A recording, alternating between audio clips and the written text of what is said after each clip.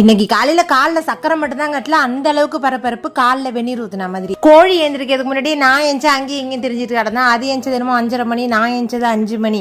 ஏன்னா நம்ம வீட்டு பசங்களுக்கு இன்னைக்கு 4 பேருக்கும் 4 விதமான சமையல் செஞ்சு அசத்திட்டேன். நான் ஸ்கூல் படிக்கும் போதெல்லாம் இந்த லஞ்ச் கட்டிட்டு போறதுக்கான அவசியமே இல்லாத போச்சு. ஏன்னா ஸ்கூல் எல்லாம் வீட்டுக்கு பக்கத்துலேயே தான், ஒரு 2 கிலோமீட்டர் இல்லை 1 கிலோமீட்டருக்குள்ளேயே தான் இருந்துச்சு. அதனால எனக்கு சாப்பாட்டு நேரமே அப்போதைக்கு தெரியாது. வீட்டுக்கு வரும்போது சுட சுட மீன் குழம்போ கறி குழம்போ அது பட்டிலே தலைவுலன்னு கொதிச்சுட்டு கிடக்கும். அதை போய் நல்லா மூக்கு முட்டை நல்லா புல்கண்ட மாதிரி சாப்பிட்டுட்டு வருவேன். ஆனா அங்க எடுத்துட்டு வர பசங்க இட்லி, தோசை, புளி சாதம், லெமன் சாதம்னு இதே தின்னுக்கிட்டு கிடப்பாங்களா. நமக்கு அதெல்லாம் பிடிக்கவே பிடிக்காது.